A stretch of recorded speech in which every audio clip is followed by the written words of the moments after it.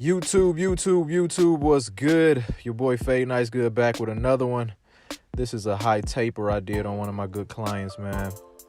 I know it's been a minute, but we back and we better than ever, man. So we start this cut off. I like to use my slim lines to make the first guideline. Start from like the corner of the ear where the ear meets the face and go up to the bottom of the box on the lineup. That's the guideline that I make with slim lines. And then use my magic clips, go in open, magic clips open, go up about 3/4 of an inch, that's the second guideline. And then I'll go remove some bulk with my 1.5 guard. Just go up about another inch, 1.5 guard. And that's just removing some of the hair, man, so you could get that blend nice and crispy. Comb the hair down after every time, you cut it. Then we go in with the 1 guard, open. I always start open when I'm putting on a new guard, just to play it safe, man. You don't want to create no extra lines that you don't need to. So that 1 guard is going to remove the line from the clippers with no guard open that I made. That's the line that you're removing with the 1 guard. So got it open, and you see me close it up a little bit. And I'm just attacking the line, attacking where I'm trying to remove the line from. I'm not going up too high, man. You got to stay focused when you blending. Stay focused at the target. And I close it up some more, and I just remove that line all the way out, man. Use your discretion when it comes to opening and closing the blade and removing the lines and getting it to look blurry. So then go back to my 1.5 guard. I got it open again.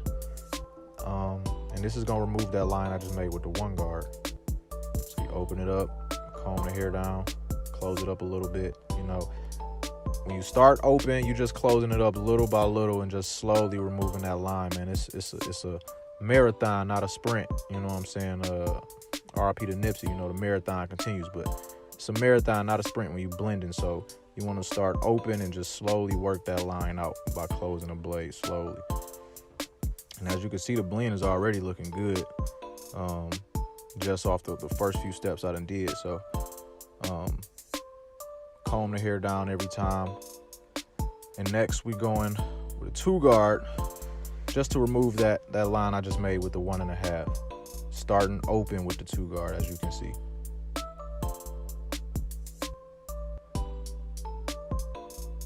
Then I close it up just to blend that line all the way out. It's real simple, man, once you get the hang of it. I swear it's so simple once you get the hang of it. The steps, you starting open and you closing it out. You making lines and you removing lines. It's real simple, I swear. So now we got no guard open again, and I'm removing that line that I made with the slim lines. And I close it up a little bit, and I'm just working that line slowly out. You're not going to just remove the line in one step, 1 second. You slowly want to work that line out. Close it up a little bit more, just slowly working it out. And once I close it all the way, I don't know if you can really tell from the angle, but I'm kind of just using the corner, just half of the blade. I'm not using the whole blade, to fully remove that line out once I got it all the way closed, because you don't want to make another line.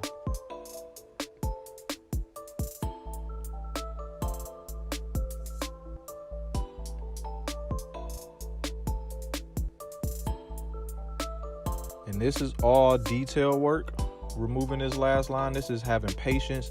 This is wanting to deliver a quality cut. This is all detail work, man. I got that clipper closed. I'm going in with the corner, and I'm just hitting little spots, open and closing, hitting little spots that I feel can use some improvement. I want to perfect my blend. Every time I'm doing a cut, I'm looking for perfection. So that's what I'm doing right now, detail work.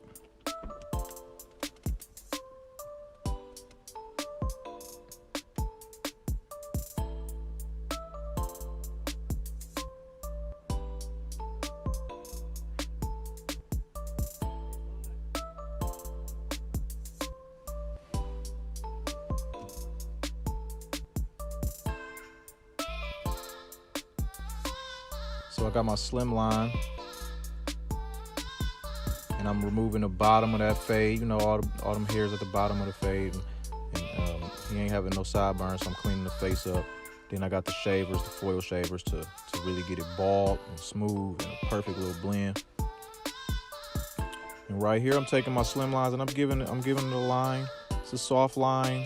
A lot of times when you put a line on a fade after you just faded it, it shows you imperfections that you just did. So you could put a line on it, the soft line. It ain't gotta be the permanent final draft, but put a soft line on it and then see how that fade is looking with the line. And you see I went back and I'm gonna detail it some more. So that's why I put the line in. I do that a lot, man. I fade, throw a line on it. Might not do the whole line up, but throw a line on it to check my fade out.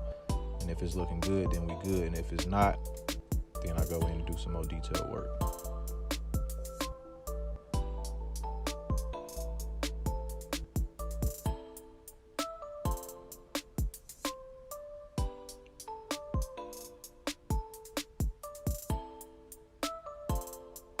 So here we are at the front of the line.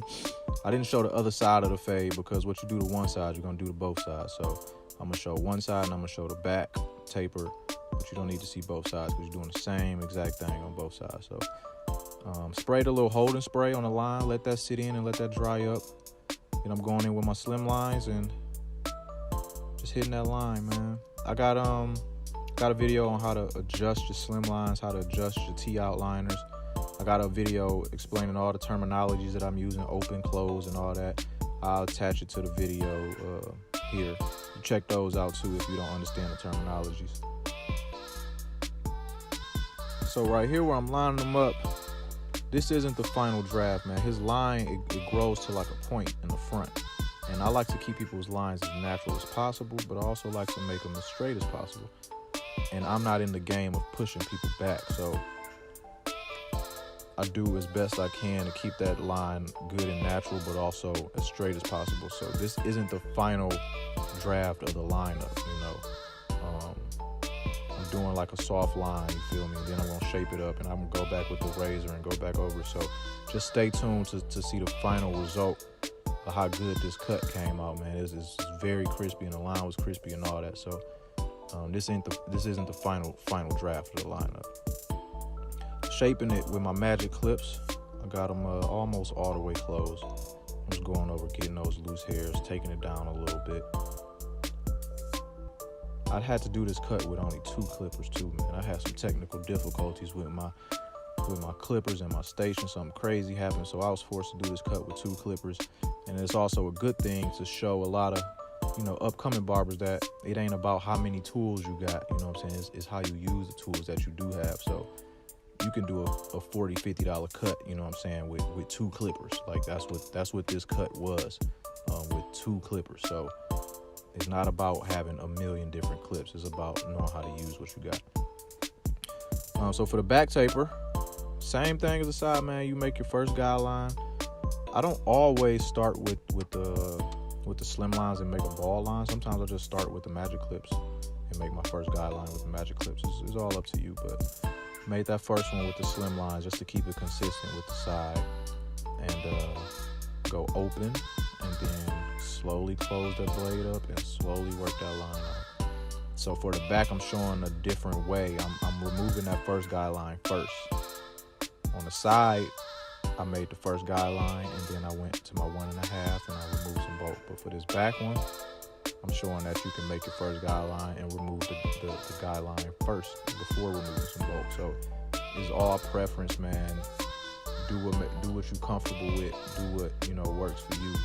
I wanted to show 2 different ways to blend out in the video.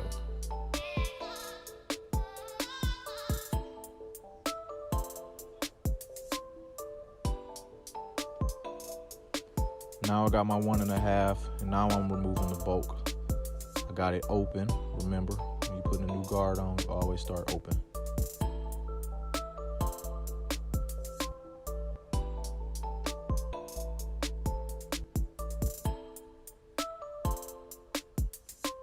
Then I go to my 1 guard. Got that open.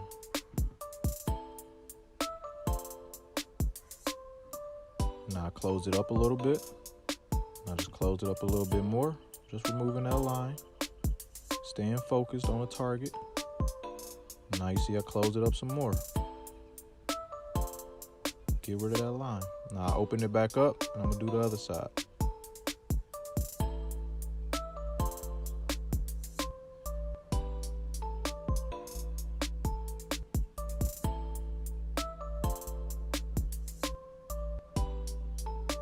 Same thing. Start it open, close it up a little more, close it up a little more, work that line out. I'm so glad I got some new equipment, man, so I can show y'all better angles and more up close and more in quality and more high def for these videos, man. That's the reason for my absence these past couple months.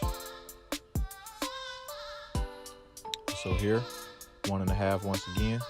The first time I use the 1.5 is to remove the bulk so that I can fade with the 1 guard. The second time I use the 1.5, as you're seeing right here, is to remove that line I made with the 1 guard. Some people may feel like that's an extra step you don't have to do. I personally feel like do what you got to do to get the best blend possible. So when you remove some bulk first and then start blending, it looks better. And I'm just closing it up as need be to remove that line. Then lastly, I got the 2 guard, depending on how long their hair is. If they got a short wavelength cut, normally the 1.5 guard is the last guard you're gonna need to use. But his hair is a little bit longer. It's about a 2 in the back because he used to have a fade. So yeah, I just use a 2 guard to fully blend it all the way out. And so I've lined up one side. I didn't record it because you couldn't really. Oh, I didn't post it because you couldn't see it. But I'm gonna show you how I lined up the other side. Right here. Just tapping with the slim lines, man. If your blades are adjusted, zero gapped, and even modified to where the blade is sand down, you want to be very careful, man, when you lining people up. So just barely tap with the blades. Clean that hair up off the neck. And you can see that fade look real good, man. It's a good blend, a good crispy, sharp line. So here with the razor, I wanted to show the front where I'm razoring because I want to show how much I pulled the skin. Use your thumb, stretch the skin out and then razor it. You get a nice smooth clean shave, and you also get that white line, that ash line that comes from a sharp razor or some sharp clips. But you can see just how much I'm stretching the skin. You need a very flat surface when you're razoring so that you don't cut the client. Get all that extra hair off the forehead, all that extra hair off the face. So now I'm about to apply some fibers. I sprayed the holding spray first, and then I'm just tapping the pump on the fiber can, man. I'm just tapping. I'm not putting too much. I like to keep it looking natural. You shouldn't be able to really so much tell that they got enhancements. It should look nice and natural and blend right in with their hair. You could even see he got light spots in the front. He kind of thinning in the front where his hairline is. That's the main area that I was focusing on putting the fibers. But I didn't overly fill it up just because it's light there. It should still look natural.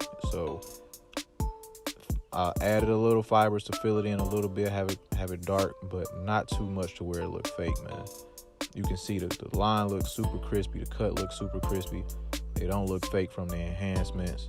And the enhancements, honestly, man, that gets you even more money because people be wanting that super crispy look. It's out of all the clients I got, it's probably 1 or 2 that don't want the enhancements, honestly.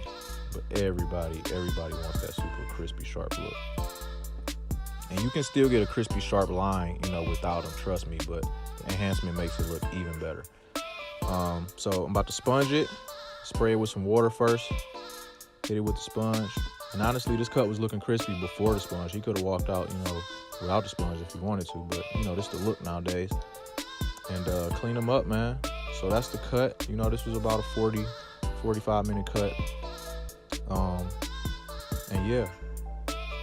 Tried my best to get a good after of this cut. It's my first time using this camera, so I'm still getting adjusted to it. But I hope you learned something. I hope you liked it. I hope you share it. And I got more videos on the way.